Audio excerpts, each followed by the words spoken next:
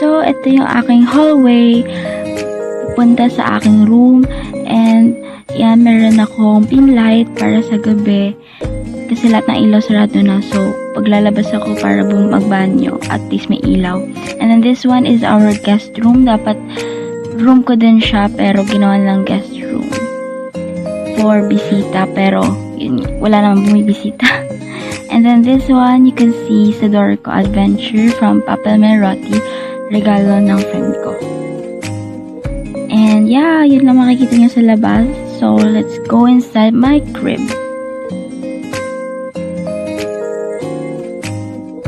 So, nakapasok tayo sa aking room. And ito yung switch para sa main light ng aking room. And, dito tayo mag-start. So, beside my door, meron akong bare wall. So, nilagyan ko lang siya ng maliit na hanger for my jewelries and keys. Para before I leave the house, hindi ko makalimutan yung keys ko. And yan lang nakalagay kasi hindi ako mahilig sa jewelries masyado. And then below is my guitar na color pink. Ang regalo ng dad ko ng Christmas. Medyo sira na siya, so dyan siya nakalagay sa gilid. And yun, minsan ko lang magamit. And then of course my trash can. And then yung switch for my study table. So, beside that wall, meron akong study table / vanity. Diyan ako nag-aaral. At nagme-makeup na rin bago umalis. And then, I have this pin light again na maliit for pag nag-aaral ako sa gabi. And then, this mirror, color pink. Pink dahil yun yung hilig ko nung bata pa ako bago kami lumipat.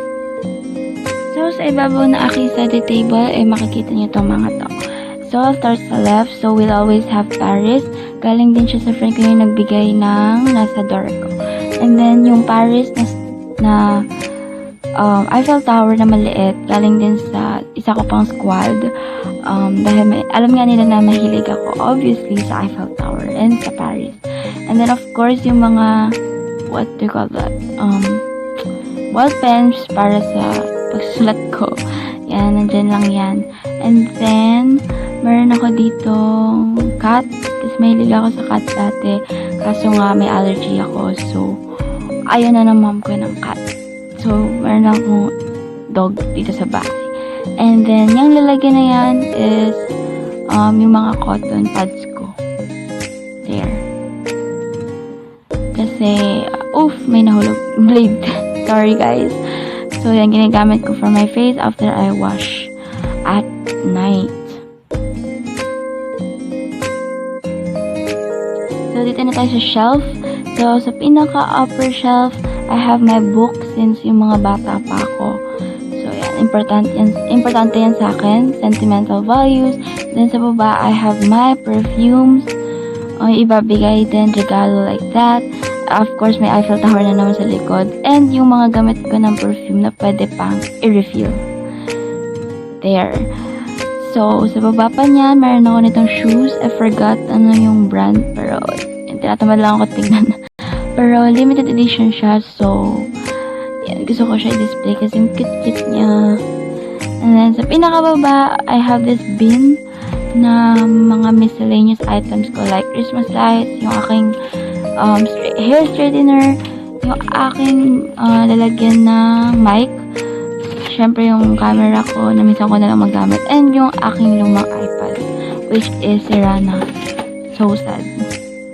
So, ayan, beside my study table / vanity is my mini couch.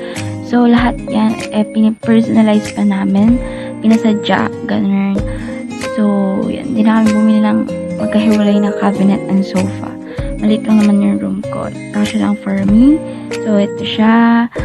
And then, may have yung cushion niya from SM. And then, yung 2 pillows na yan is from TV Mart, I think.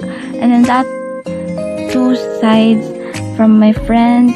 Friends actually lahat. And then, yung aking headphones from my dad. So, yun lang siya lahat. Here, explain!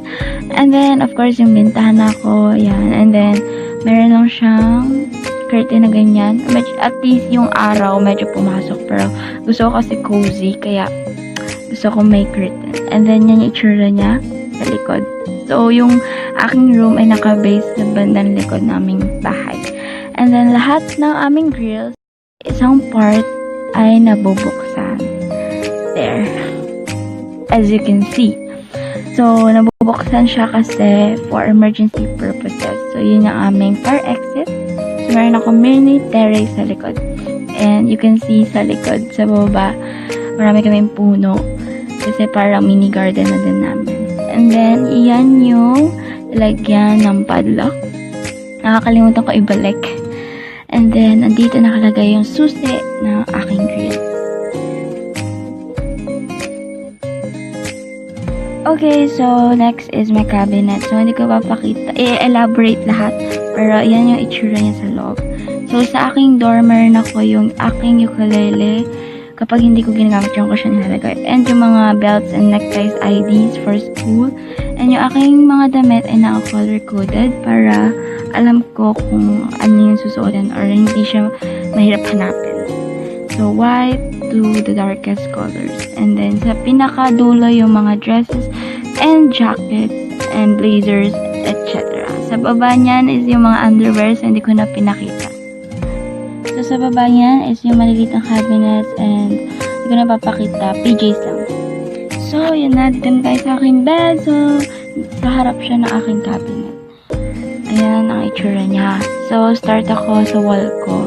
So, ayan ang aking wall. Iba-iba kulay niya. Pero dapat pink lang yan. Ganun. So, parang pink and violet yung room ko. Pero, sila nasunod. So, whatever. And then, yeah, may nakalagay lang na painting. Eiffel Tower na naman, of course. And then, my lampshade nasira. Ewan ko ba. And yung aking headboard. Alam ko yun yung tawag dyan. And then, ito yung mga nakalagay sa kama ko na stuffed toys. Kasi may liga akong magyakap ng stuffed toys sa gabi. And you can see, unan ko isa lang kasi tinatanggal ko siya during the day. Kasi gusto ko maluwag yung bed ko. And yan, ganyan ko lang siya ayusin. Gusto ko lang maluwag, spacious. And then, yung aking malaking blanket. And then, yung ko iniwan yung school bag ko.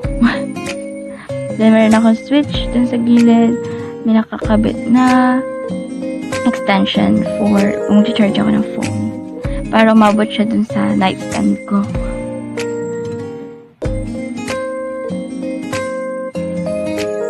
So, now let's talk about my nightstand. So, I have this Christmas tree na maliit. Bigay ng dad ko. Pinapailaw ko siya tuwing gabi. And then, yan. Ganyan yung kanya itsura. And guys, ito yung one of my favorite, essential ba? Basta part ng room kasi napaganda ko talaga siya. Diyan ko lalagay yung phone ko. Diyan ako palaging nakatambay. And then, I have this mini clock para sa time. At least, alam ko siya lagi. And open ko na yung flash kasi medyo madilim. And then, meron lang akong ganyan. Which is dapat picture ko yan. Pero, whatever. And then, I have this from Singapore. May tubig yan na laman na color violet. But, yan, tanggal. I don't know why. And then, yung tumbler ko, nabigay sa akin. Binili para sa akin. Lagyan ko na siya ng tubig. Milk tea yan, actually. And then, yung aking cabinet. Yung dog ko. Lagi nandyan. So, ayan. Medyo magulo, pero yan. Meron lang akong paper bag. Galing nga sa jowa ko. Yung regalo niya. And then, yung aking mga bags. And then, yung bag ko na yan. Dust bag pa kasi favorite ko siya. And para hindi siya madumihan. Yan. Aking mga mini bags. And then meron akong lalagyan dyan for my junk food. And then yung mga cords na kailangan ko, madali ko lang makukuha pag mag-charge. Kasi dyan nga ako palagi nakatambay. And yan yung mga wallet ko and other stuff na hindi ko masyadong ginagamit. So, dyan ko sila sinastock at yung aking mga pouches. Yun lang.